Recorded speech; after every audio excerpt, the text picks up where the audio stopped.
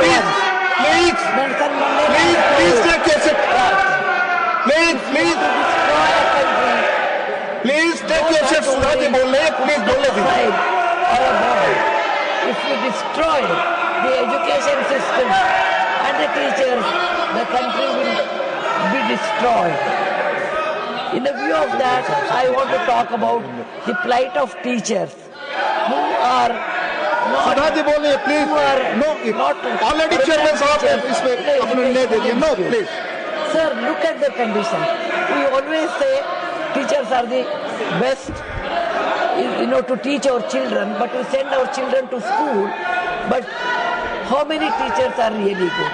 When you have aided schools, aided college, private college, they hire teachers who are really suffering a lot. They don't get, they get salary only for 10 months, not even for 12 months. They don't get maternity leave.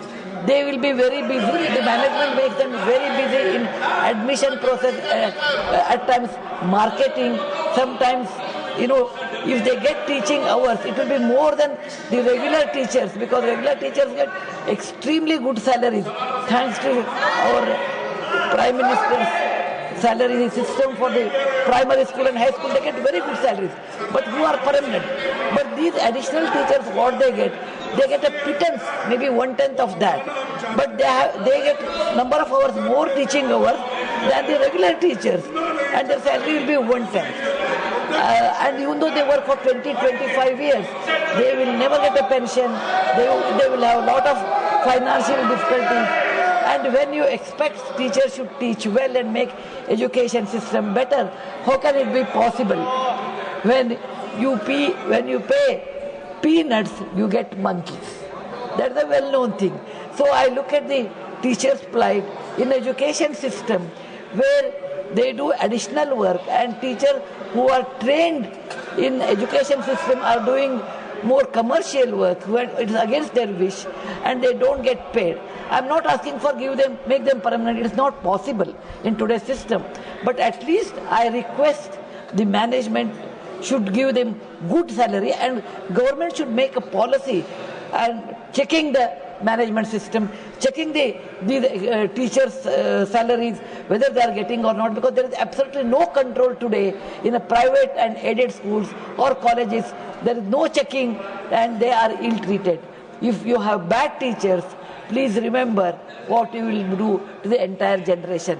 On the behalf of all those non-confirmed teachers, I'm standing here and asking government to make a policy or a method to check their salaries and their work.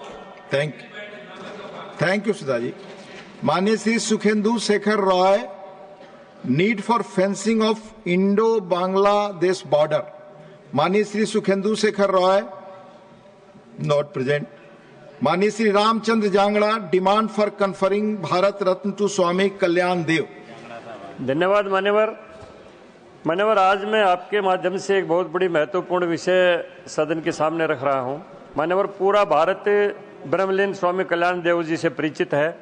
वह एक ऐसी महान विभूति थे जिन्होंने शिक्षा व भारतीय संस्कृति के विकास हेतु अपने जीवन के 100 साल लगाकर अद्भुत व अविस्मरणीय कार्य किया. मान्यवर, इस महान संत का जन्म उत्तर प्रदेश के छोटे से गांव में 26 जून 1876 को एक विश्वकर्मा परिवार में हुआ था.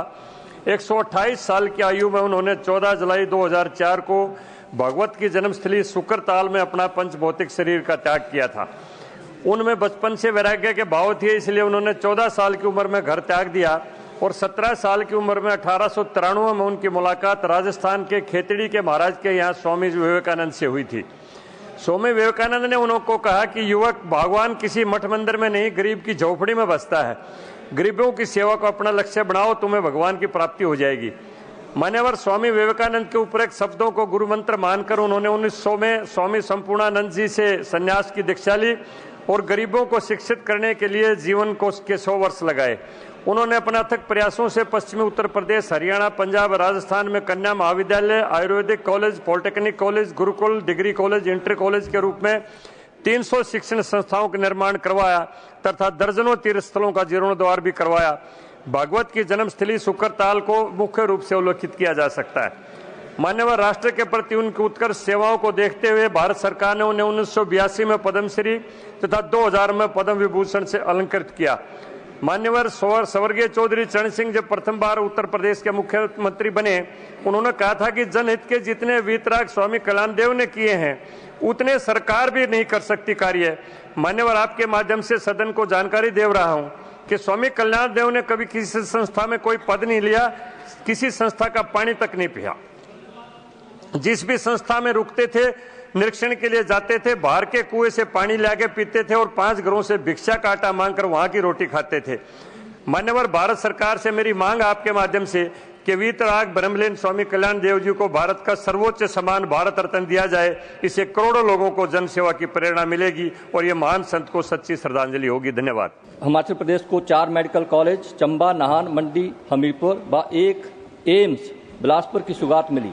चारों मेडिकल कॉलेज अभी निर्माणाधीन है, जबकि एम्स बिलासपुर में बहुत से विभाग शुरू हो चुके हैं, जो कि हिमाचल वासियों के लिए किसी वरदान से कम नहीं है। महोदय, केंद्र सरकार ने देशवासियों के स्वास्थ्य का चिंतन करते हुए अनेक कल्याणकारी योजनाएं भी शुरू की हैं। अध्यक्ष महोदय, हम जानते हैं कि कैंसर एक ऐसा मर्ज है जो तेज गति से मानव जाति को अपनी चपेट में ले रहा है और दिनों दिन इसके मरीजों की संख्या लगातार बढ़ती जा रही है। पहले यह मर्ज चुनिंदा लोगों में ही देखने को मिलता था, परंतु आज इस बीमारी के मरीजों का ग्राफ तेज गति से बढ़ रहा है, जो कि बेहद चिंता का विषय है। पहले यह मर्ज बुजुर्गों में अधिकतर देखने को मिलता था, परंतु वर्तमान समय में महिला, पुरुष, बच्चा, बूढ़ा, जवान सभी इस गंभीर बीमारी की चपेट में आ रहे हैं। विडंबना यह है कि इस बीमारी का पता भी अक्सर तब चलता है जब इसका इलाज कर पाना लगभग असंभव हो जाता है। कहा जाता है कि लगभग 5 में से 1 व्यक्ति को अपने जीवन काल में कैंसर होता है और लगभग 9 में से 1 पुरुष और 12 महिलाओं में से 1 महिला की इस बीमारी से मृत्यु हो जाती है। वर्तमान समय में हमारे देश में लाखों लोग इस बीमारी से ग्रस्त हैं और अधिकतर लोगों को इस बीमारी से मृत्यु हो जाती है। अध्यक्ष महोदय, हिमाचल प्रदेश में भी कैंसर के मरीजों की संख्या बढ़ती जा रही है और हिमाचल में इस बीमारी के इलाज के लिए कोई उपयुक्त अस्पताल भी नहीं है। हालांकि माननीय केंद्रीय स्वास्थ्य मंत्री आदरणीय श्री जगत प्रकाश नड्डा जी ने 7 मार्च 2025 को एम्स में पैट स्कैन मशीन का शुभारंभ किया, जिससे कैंसर रोग को आसानी से डिटेक्ट किया जा सकेगा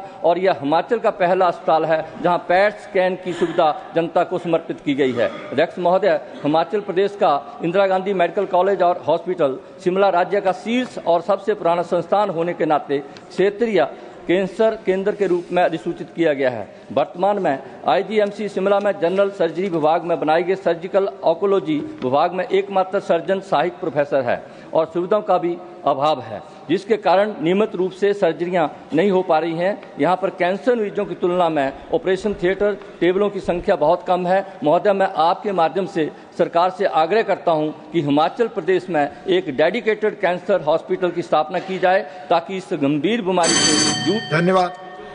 माननीय Shri Satnam Singh Sandhu demand to grant tribal status to marginalised tribal communities from Punjab. बहुत बहुत धन्यवाद सर। मैं पंजाब की बेहद पछड़ी हुई जनजाति वर्गों, जिनमें मुख्य रूप में बाजीगर, बौरिया, गडला, नट, सांसी, बराद और बंगाली कम्युनिटी शामिल हैं, को अनुसूचित जनजाति का दर्जा देने का मुद्दा सदन के सामने